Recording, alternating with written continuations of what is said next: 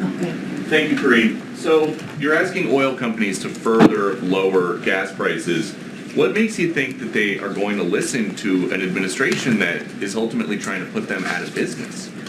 How is the administration trying to put them out of business? Well, they produce fossil fuels, and this president says he wants to end fossil fuel.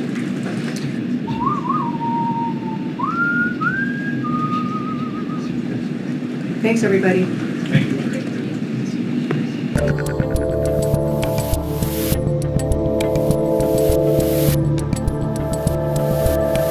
How you doing, people? I'm Dave Rubin. This is the Rubin Report. It's October 21st in the year of 2022. It's a Friday. I hope you're ready for a weekend of fun and pleasure and not so much politics. But we're going to do a little bit of politicking today. As always, we are live streaming on Rumble, YouTube, and BlazeTV. Subscribe to all of our channels. Why not? Like, really, think about it. Why not, man? Come on. Woman, whatever you are, get to it. He, she, come on. Subscribe, all right? Do it. We got a Rubin Report Locals community Q&A for you today, but I do want to do two stories before we get to the questions, because there's some interesting things happening in the world. There are moments that are markers that make you go, oh, maybe there really are trends that most people can't quite see yet that are important trends. One of them would be a couple weeks ago, Tulsi Gabbard leaving the Democrat Party, something the mainstream media obviously not going to pay too much attention to because they run cover for the Democrats. Well, Hollywood actor Mark Wahlberg, and of course you guys know Mark Wahlberg from, well, he was in some of the Transformer movies, he was in Boogie Nights, he was a Calvin Klein model. Give me another Mark Wahlberg movie. Come on, give me something. What? I said Transformers. You're obviously not paying attention. You. Max Payne. I don't think I saw that one. Anyway, he's an actor, and he's leaving Cali. Not only leaving Cali, but he's going to a place where he plans on recreating Cali. We'll get to that in a little bit. And then we showed you yesterday just a little tiny bite of this protest at AOC's rally in her home district. The people have absolutely had it with her, and she seems to be having some sort of mental breakdown. So we'll get to that. It's a lot of fun. But let's start with this Mark Wahlberg situation. So Mark Wahlberg, who's a A-list actor, I'm pretty sure he's got some Oscars. He also did that show on HBO. He did Entourage. It was basically based on his life. Well, he is getting the hell out of not only California, but Los Angeles specifically. And he went on a TV show to explain why. Well, that is the biggest challenge right there, Cheryl. As you know, every free moment that I have, I'm at home. I moved to Nevada where after this gubernatorial election, hopefully we'll go to legislation and get a bill passed so we can get tax credits for the state, build a state-of-the-art studio here, and make this Hollywood 2.0. I want to be able to work from home. I moved to California many years ago to pursue acting, and I've only made a couple of movies in the entire time that I was there. So to be able to give my kids a better life and follow and pursue their dreams, whether it be my daughter as an equestrian, my son as a basketball player, my youngest son as a golfer, this made a lot more sense for us to go and hopefully build a studio as well as a shoe factory and a factory for municipal. So we came here to, just kind of give ourselves a new look, a fresh start for the kids. And there's lots of opportunity here. So I'm excited. I'm really excited about the future. Lots of opportunity in Nevada. Not lots of opportunity in Los Angeles. I love how at some point when you become so rich and so influential, when he's talking about with his kids, he's like, yeah, daughter's going to be an equestrian, other son's going to be a basketball player. What was the other one, like baseball player or something? It's just like there's something to be said for success and how that it can help the generation behind you. That's pretty sweet. But in essence, he's leaving, and he went on to continue to talk about it, because Los Angeles has become a dump. There are high taxes. There are no business opportunities. That goes across California. It would be very hard not only to open a studio, which is what he wants to do, but imagine how would you open a brick and mortar store if you were just trying to open a sneaker store?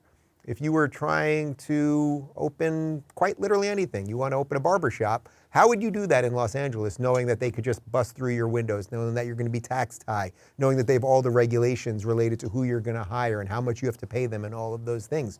So when a guy, he's got to be worth. Can I get a net worth on Mark Wahlberg? I know those net worth things aren't totally, they're not totally on the money. No, no pun intended. But the guy's probably worth $100 million or something like that. And he's saying, hey, the opportunities are not here for me and my family. I think that is a real marker of what is going on with probably a lot of Hollywood celebs, a lot of people getting out. A lot of them are going to Montana, by the way. I've been just given some information. He's worth roughly, this is just on an internet search, a cool $400 million. That's more than I've got. You guys? No, you're doing all right.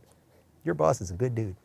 Anyway, I just thought that was interesting and worth noting. And then, of course, let's take it from California to New York, because AOC was given a speech, and she's up for re-election right now. She actually has a contested election, and who knows, maybe she won't be in our hair much longer. She is being protested at a lot of her events lately, and she seems to be having some sort of nervous breakdown.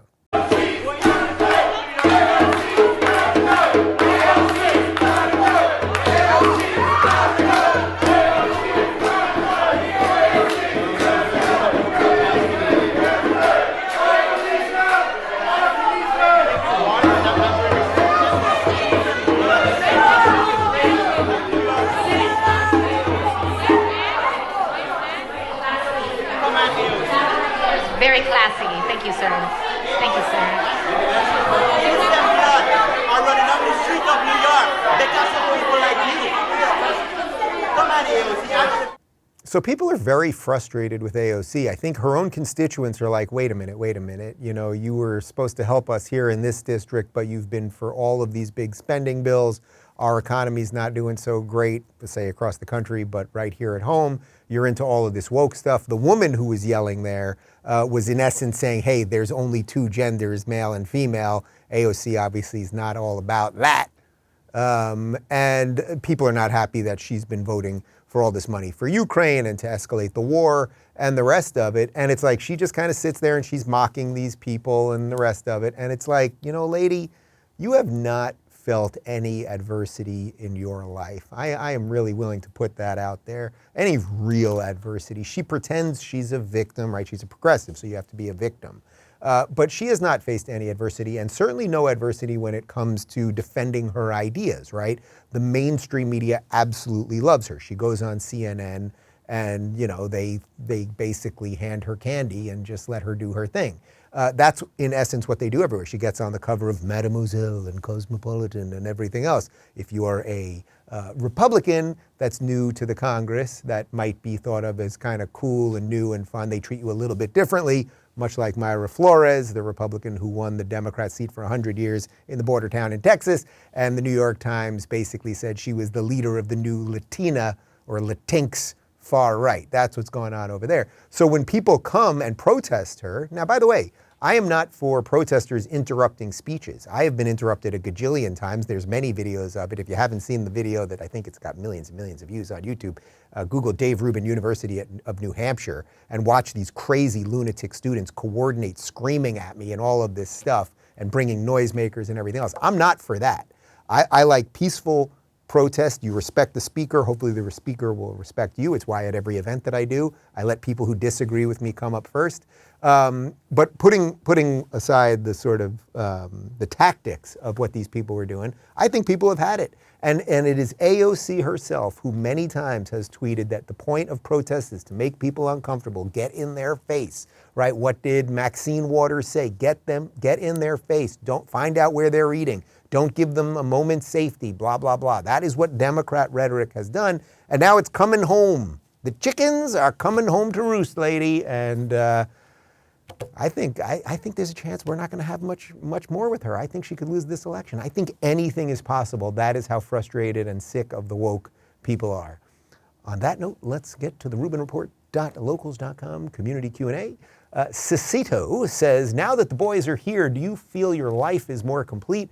I know Jordan talked about how a life is more fulfilling with a family. Well, Jordan talking about that, especially on tour when I was with him for that year and a half, that, as you guys know, that was one of the things that really moved me on having kids, and the fact that David really wanted kids, and I had never put major thought into it, and I've been so focused on my career for so long, and then my career started to really take off, so I thought, okay, maybe I can, it's not that I'm taking my foot off the pedal because I'm still as focused as I've ever been here, but maybe I can find a little more room to expand my life in different ways. So to directly answer your question, yes, my life feels denser, I guess is the way I would describe it. You know, since you mentioned Jordan, when I was on tour with Jordan, when he would have a particularly good show, and I would always have the best seat in the house, right? So I'm just sitting right behind that curtain. So I can not only watch Jordan kind of from the side and behind, but I can see the thousands of people.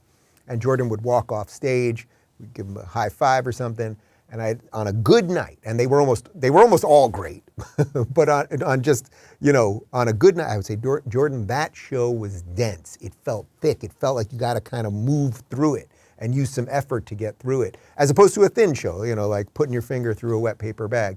And that is sort of how my life feels now. It feels more dense. I'm waking up in the middle of the night sometimes. There's feedings, there's diaper changes, there's just sitting, moments of sitting with the baby smiling, knowing that the ideas that I'm fighting for, but I don't even mean the political ideas, like trying to be a good person so that this kid, I think of it more in terms of Luke, because now he's of almost 10 weeks, so he's really mature now. Sorry, Justin, but Luke as well, it's like, I want them to be able to look at me and think, there's a good dude. The guy that brought me into the world, one of the guys, he's a pretty good dude, and he's mapped out a way that I can be a good dude. So yeah, I would say my life does feel, it feels bigger and more important, I suppose. Snow says, since Stacey Abrams is saying abortion is a solution to inflation, what outrageous thing do you think the Dems might say next? So in case you missed the show yesterday, yeah, this is a thing. It's an actual thing. Stacey Abrams went on television and basically said forcing women to give birth, in essence, is a drain on their pocketbook. And this is then causing inflation. I mean, it's just so, like, unbelievably insane what she's saying. And it's just so like, are you truly a death cult, you people, that you think somehow aborting babies would be a solution to a recession or to make the inflation less? Like, it's gross.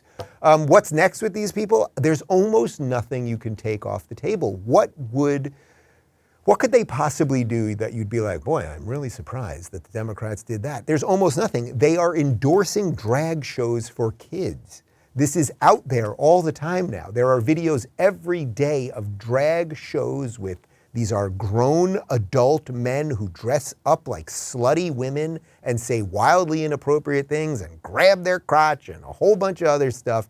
And somehow they've got them reading children's book to kids. I'm fairly certain if you would have said to somebody 7 years ago, do you know that pretty much every Democrat would be for drag shows for kids?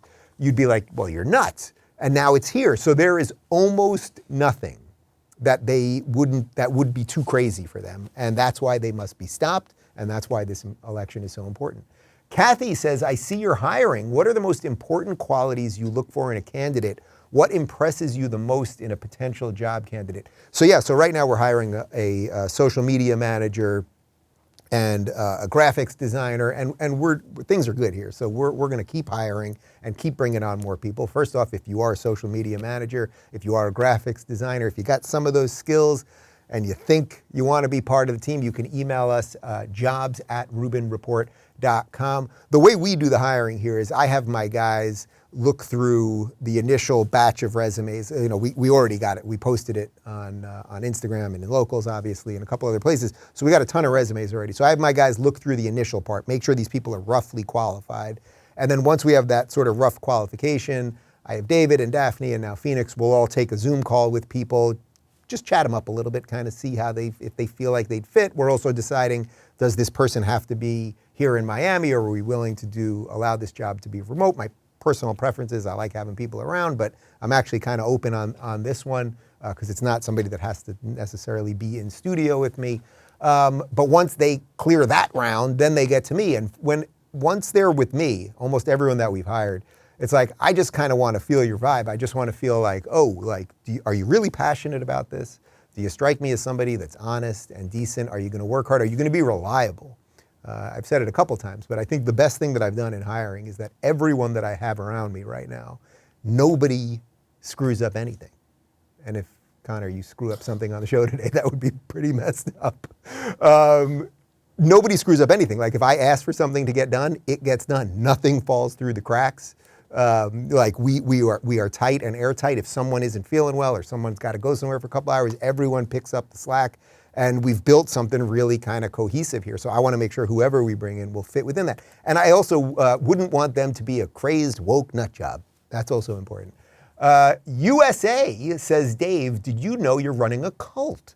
My friend recently accused me of being consumed by a cult for stating opinions contradictory to her own. Since you're my primary news source, I believe that makes you the cult leader. Boy, we should be drinking some Kool-Aid today. That's very exciting. I am a cult leader. Well, you know, if it's a cult of freedom, then I can get on board that cult. Yeah, it's so weird. Isn't it so weird? You tell people your basic opinions. Hey, I don't want the government involved in that much. Hey, I want to have choice for people, whether they're going to get injected with things or what school their kids go to. Hey, I'd like low taxes so people can figure out what to do with their money as opposed to a bureaucrat figuring out what to do. You're in a cult. It's like ironically, they're the ones that have to be deprogrammed, right? We're always talking about deprogramming cult members. Well, unfortunately, the radical left, the wokesters, what is the driving force behind the Democrat Party has become cult-like, and we got some deprogramming to do. Glenn says, if Mr. Putin gets to a point where he feels winning in Ukraine won't be possible without acceptable losses, what do you think are the chances of him feeling he has no choice but to order nukes on Ukraine and possibly other countries? And if he does give the order, do you think there's a chance it could be disobeyed? And what should the U.S. response be if the worst case happens? So first off, I am going to interview, I think we're doing it later today, so it'll be up next week. I'm going to interview David Sachs. David Sachs is a tech guy, but he's become one of the most outspoken critics of our policy related to what's going on with Russia and Ukraine. And I think he's really hitting the right notes and one of the driving forces behind, hey, let's not get to World War III on this. So hopefully you'll get some insight from that interview. I would say, to specifically answer your questions, well, first on the would they not listen to him part if he was to order nukes. I guess anything's possible, but pretty much the way Russia works, like if you're the one guy who's not following orders, you're most likely going to get killed. Let's remember that when World War II ended and the Nazi regime collapsed, and then they had the Nuremberg trials and all these other trials where they were putting Nazis on trial, and everyone said, well, I was just following orders. I was just following orders. So that sort of pressure, when you know you're doing something wrong, but you still do it, it's a pressure we all feel. Like, look at 2 years of COVID. Look the way man turned on man, husband turned on wife, like all of it, citizen turned on citizen. Do I think he would launch nukes? I do. I think that if you pin this guy, I've been saying this from the beginning. I mean, find whatever the first video I did when this all started. If you take a guy who has nukes, and even if he does a bunch of bad stuff, if you don't give him some way to get out of that, some way to save face, he knows, well, his regime will collapse, and then he will be out on the streets where they will be hunting him down. Remember those last days of Gaddafi, where literally people were hunting him down, he was in hiding, and then finally he died as one of the guys chasing him literally took a knife and jammed it up his ass. I am pretty sure that is not how Putin wants to go down. So would he has chosen this war against the West. He chose to invade a sovereign nation. Now, he had his reasons. He believes that Ukraine should be part of Mother Russia. He didn't like NATO getting closer to his borders. Okay, fine. But at the end of the day, if he feels he is truly threatened and they're going to have regime change in Russia, which Biden accidentally said very early on, and then he said we're having Armageddon and he can't remain leader and all of these crazy things, it's like I don't think there is anything he would not do in the name of self-preservation, which, by the way, is how most people would behave. Zionist says, I recently saw your excellent interview with conservative Israeli podcaster Gadi Taub. I know you're busy with the babies, but when will you come to Israel? Shapiro has been here quite a bit lately, as has Jordan Peterson. Please come before the boys' bar mitzvah. Well, I've got about 13 years for that, roughly, so I think I can get there before then. Ben actually just got back. I think he was in Israel for a month and a half, did a bunch of shows there. And Jordan and Ben, actually, they went to Jerusalem together, and Jordan is taping a whole bunch of stuff that's an extension of his biblical series. So I'm actually very excited to see that. And I know that Jordan's wanted to go to Israel for a long, long time. We were going to extend the tour and go into Israel and then some of the Western European countries, and then just things got a little bit messy and some health stuff, so it didn't happen. But I would love to get back to Israel. I've been invited several times to go to some conferences. I think in 2023 we're going to do, I mean, I know we're already in the planning stages of a European tour that will include Israel. So stay tuned, and we'll probably have a couple weeks on the road where we'll talk to political leaders, and I'll speak at conferences, and we'll do some comedy stuff and all that good stuff. And I'll eat hummus and baba ganoush and the rest of it. X-House says, hey Dave, did you play on any sports teams growing up? And do you think you'll encourage your sons to play on any sports teams? First off, let me say, I told the guys this week, I think one of the reasons I've been in such a good mood all week. So, I blew out my ACL 7 years ago playing basketball, and I just stopped playing. My knee just felt weak, and I just stopped playing. And I so regret it, because over the last couple of weeks, I met some guys down here. One of the guys has a full court at his house, and I'm playing every Tuesday night, couple hours, and I wear 3 braces. I wear a freaking ace bandage, I wear a sleeve, and I wear like the metal, like Transformers contraption on my knee. But I'm playing again, and I'm playing really well. I'm hitting shots. I still got the finger roll. Like, I can't do everything I used to do, but I so regret such a mistake. So if any of you have a banged up something that you should get that surgery on, just go out and get it. I'm actually getting PRP on my knee. That's, I think some of you know about that. That's when they literally take your blood, they spin it in a centrifuge, they inject, I think it's the plasma of your blood, or the hemoglobin or something, they inject it back into you, and your own cells then can replicate and strengthen around whatever part of your body you put it back in. That's what women do, women, I guess men do it too, the vampire facial that the Kardashians have done. It's that sort of thing. So I'm getting that in my knee. It can't replicate my ACL, but it can kind of put it together. Anyway, so basketball is my main sport, as you can tell. And yes, we have a basketball court here. I cannot wait to get those guys out there. And Justin and Luke, and I'll teach them some moves and how to shoot and all that stuff. I just can't wait for that. Sherry says, what do you do when life is too crazy or stressful, or you find yourself in a panic, or you're frozen in the face of some problem? As you guys know, my general temperament is kind of cool. And I think a lot of stress-related things come from your temperament. Some people burn real hot, some people kind of cooler, some people in the middle. But people that run cool, you're still going to be faced with stress, right? Like, I've had financial stresses in my life. I've had familial stresses, all the stuff that everybody has. One thing that I try to do, if I'm really stressed out, I really try, first off, I try to stay away from my phone for a little while, because this thing, which was supposed to make us more social, has usually made us far more antisocial and anxiety-ridden. But if I'm stressed, or if I'm just trying to work through a problem, like if there's just something going on, I find just a simple walk. I know that may sound corny or not that insightful, but I find I'll just grab Clyde, I usually do it with Clyde, and I'll just take a walk for a while. And it's funny, I don't have a great sense of direction, and if I don't have my phone, I can still get lost in my new neighborhood here. Like, it's kind of a lot of trees everywhere. Sometimes I don't even know where I'm going. I'll just wander. That kind of works for me. I think just taking a couple breaths, like little kind of simple things work. And yeah, I'd be interested in hearing how you guys deal with stress, because it's like a bizarrely stressful time, even though there's so much goodness and so many advancements that we have, but everyone feels stressful because of the endless war that's going on in our pocket. Hippie says, Dave, I know how you feel about Star Wars, but I need to know how you feel about The Lord of the Rings. I have never heard you mention it, and I'm curious to know if you're a fan. I don't love Lord of the Rings. You love, wait, what's the thing with you? You love them, or you hate them? Or you think, what is it? You love it.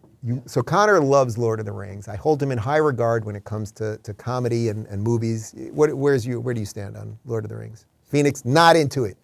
Very dismissive the way you did that. You don't care for it. What do you like? You like The Hobbit, not Lord of the Rings. Oh. Yeah, whatever. That's the same thing, man. Hobbit, you got a little guy with a hairy foot and a bunch of his friends. I just never loved the movies. I don't know. I'm also one of these people where it's like, to me, it's like you got to pick Seinfeld or Friends. You can't like both, so I'm Seinfeld. Star Wars, Lord of the Rings. I'm Star Wars, despite what they've done. You know what I mean? I can't, you could say to me, do you like Journey or Chicago? Journey, obviously. That's just how I operate. So there we are. I don't hate it. I don't love it. I don't have cable anymore, but I will say back in the day when I had cable and Lord of the Rings would be on TNT a lot, it was the type of thing that I could just stop. You're always, when you're just like flipping, remember the old days of flipping the channel? I don't do it anymore because I don't have cable. But back in the day, for you kids, you may not know this, we used to have cable television that had commercials, and during the commercials you'd be flipping to find something else because God forbid you sit there and not actually pay attention to something for a moment. So I'd be flipping. If I found Lord of the Rings, it was one of the things I could stop on. Also Shawshank. Shawshank's always on and you always stop on it. Japanese, that's funny, says, with two daddies with the same name, what will your boys call each of you? So right now, although the kids are not talking yet, but I have a feeling Justin's going to be an early talker because he's making all sorts of crazy sounds already. I'm going to be Dad, and David will be Daddy. I was also, we had many discussions about it, and we'll see. I mean, if they start calling us different things or opposite things, whatever, we'll figure it out. I could also go down as Big Daddy because Blanche's father in the Golden Girls was Big Daddy, and when I've been doing my Georgian accent on the show, it's based a little bit on Big Daddy. I do declare. I could have also been Pops. I was really okay with being Pops because Pops to me is the old guy at the basketball court, and then there's like 9 kids playing and they need one guy, and then Pops is sitting there under the tree, maybe drinking a lemonade, and then they're like, yo, Pops, you want to play? And then Pops gets out there and Pops can still do some stuff. And then Pops tells the stories of, that kids love to hear about old basketball players that they've never heard of. Kids love hearing that sort of thing. So I could have been Pops, but I was told Pops too old. It sounds too old. Michelle says, Dave, my 3rd grade catechism class talked about places on earth where we are in awe. Yellowstone, Guadalajara, Colorado, and about taking a moment to say thanks. Where was the last place you went that left you in awe and wonder? This one I know for sure. A few times that we've gone off the grid, we have been fortunate enough to go to Bora Bora. Bora Bora is in French Polynesia. It's these little islands, you've all seen pictures of them, that there's basically nothing there but those huts over the water. It's not cheap, like it's worth saving up and trying to get there. You most likely, depending on where you're coming from, have to take several flights and definitely boat rides as well. Like it's an operation to get there. But when you are sitting in one of these units above the water and you can see all the fish, these gorgeous, huge, extraordinary fish and sharks sometimes, right below you because some of the units have glass bottom floors. And when you wake up and you've got just glass in front of you and you open those doors and you're on your porch and you got a coffee maker in your room and you're having coffee just laying there, and you might be naked, I'm just saying, and you're just laying there and all you see is the horizon. You just see water forever. And then at the edge of the water you see the sky. And it is so peaceful. It is so wonderful. I miss it. I miss it. Obviously, we didn't do it this August. We had a baby, but I do hope I can get there again at some point. Like it is just so magical. Like you feel like you're at the edge of the universe. Like what is beyond that? What is beyond that over there? It's just awesome. Love says, now that Rumble has gone public, do you think Joe Rogan would consider switching his program to Rumble? Please make him a deal he can't refuse. Well, as you guys know, it was my idea to offer him the $100 million. I wrote the press release or the request that went to him, and he did not take it. He's still under a deal with Spotify. You can't just walk. And the Spotify deal, I'm told, is worth probably $200 or $300 million when you add up a whole bunch of things. Look, Rumble's in the game now. We are a public company. We got plenty of cash. We'd love to have Joe. We would not have any of his episodes censored. Spotify still has, I think it's about 100 episodes of his show that are censored, not on Spotify. He could bring them all to Rumble. I think we just have to keep building good things. I am just a firm believer in that. If you build it, they will come. And if you just do good work, you build good things, and then you show people, hey, we have a set of principles. We got a good product. We're decent people. Come on down. I think people will come. So yeah, if I connect with Joe again, I'm happy to make the offer in person, and we shall see. I think it would be a wise move for him. I don't think, although our podcast is also on Spotify, like Spotify has made it clear that free speech is not the prime driver of what they do. Rumble as a company, free speech is the thing. You are allowed to come on Rumble and make videos about how you don't like Dave Rubin and say all sorts of mean things about me or whatever you want to do. Again, if you break the laws of the United States, as I always say, you got a much bigger problem than us. But beyond that, we are here to be a neutral platform, which I think is exactly what everybody wants. Eliza says, do you think that the trend of Democrats refusing to debate their Republican opponents was a planned strategic move by the Democrat Party power players to avoid having to address their horrible record on every issue? That's a good question, because is it coming top down or bottom up? So the main example of what you're talking about is that Katie Hobbs in Arizona is refusing to debate Carrie Lake. And Carrie Lake really, I think, if anyone has become the all-star, the superstar politically during this election season, I think it's her more than anyone else. She's hitting the mainstream media. She used to be a journalist. She's fact-based. She's obviously very pretty. She is a great TV presence. She gets it. She gets it, and she's there, and she's fighting. She's challenging her to debates, and Katie Hobbs is hiding. Katie Hobbs is like, well, we got 30 days left, and I got some fundraisers, and she's just got nothing left. To me, if a major political party says, hey, you're our guy or you're our gal, meaning a Republican Party says it or a Democrat says it, you should be tied into debating. You cannot duck a debate at that point, right? Like, it just should not be allowed. However, the system has to operate to make that so. How embarrassing.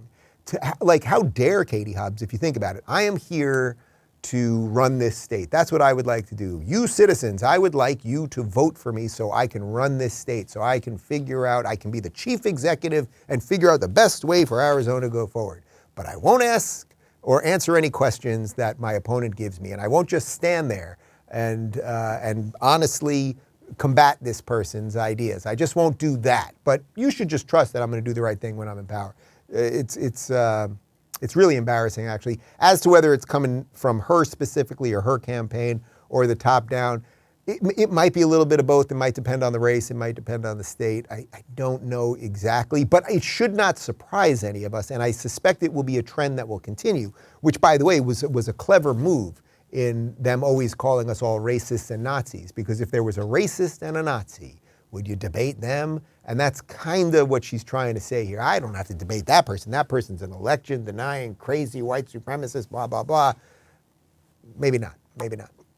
Lynn says, since the CDC is going to add COVID vax to the list of required childhood shots, will Florida buck the trend and refuse? Yes, I saw a video this morning. You know what? Can we lay in a little bit of it? All right, we're going to lay in a little bit of it right now. There's been a lot of questions to our office about the CDC potentially adding COVID vaccine to the childhood immunization schedule. And I know a lot of parents are concerned about that, because if that's on the immunization schedule, the fear is that schools could potentially mandate your child to get a COVID shot, even if that's not something that you want to do. So I just want to let everyone be clear, as long as I'm around and as long as I'm kicking and screaming, there will be no COVID shot mandates for your kids. That is your decision. Man, does that make me proud to be a Floridian or what? God bless Ron DeSantis. It is just absolutely fantastic what he is doing here. And if that means we need to see more and more of a separation of red state and blue state, and these states just have to go their separate ways, I am actually completely fine with that. The idea that you would trust the CDC at this point to inject things into your children as a new father is so profoundly, it's just off the charts for me. It is off the charts. What are you going to do? You're going to come get me? No, I live in the free state of Florida. I make decisions for myself and my family. Very proud to be a Floridian, in case you didn't know that. Oh, and I'll be going to the Florida debate in a couple days. There is one gubernatorial debate. It is Ron DeSantis versus Charlie Crist, and it's going to be a bloodbath in DeSantis' favor. So I will be there. I'll see if I can do some live streaming, and certainly we'll take some pictures and videos and that sort of stuff. Elizabeth says, at the end of your career, which is hopefully a long time from now because you're awesome, what do you hope you'll be remembered for? I think it would be something like he tried to bring a little bit of sanity in a very insane world. Like, as everyone went nuts and everybody just made politics everything, and people tried to destroy each other and everything else for whatever mistakes he made or predictions he made that were wrong or whatever, that he tried to tell people that there are good ideas out there, and he tried to shine some light on those good ideas and help people understand you don't have to just rely on other people and governments for help. You have something within you that is special and worthwhile, and I think my life is an example of it. I just started saying what I thought, and the next thing you know, I have virtually everything I want in my life. Like, there's something there. As I discussed with Bill Maher, like, that's the universe. The universe is out there, and you can grab some pieces of it and put together something that is pretty close to what you want in life. I really believe that. Every single one of you watching this, there's something you want to do in your life, whatever that means. Does it mean you want to be a great parent? Does it mean you want to be a tech entrepreneur? Does it mean you want to be a soccer player?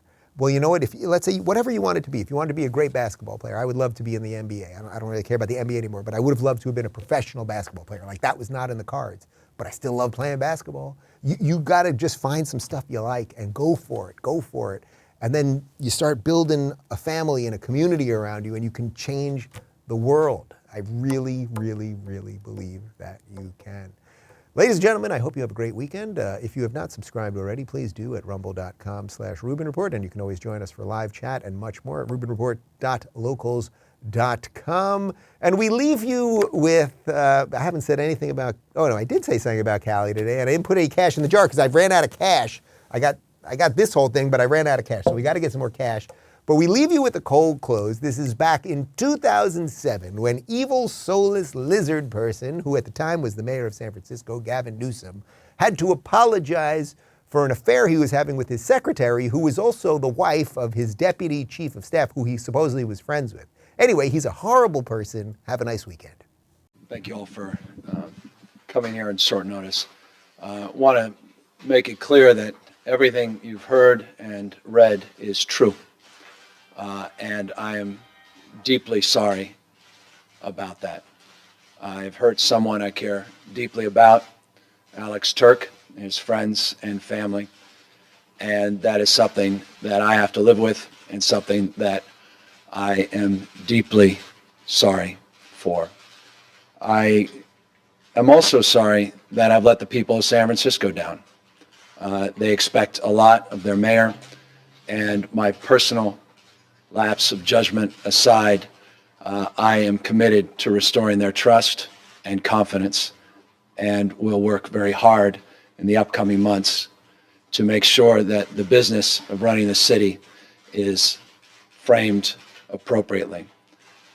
I also want to extend a personal apology to everyone in our administration, to my staff that I just met with, to my friends and my family members. I am deeply sorry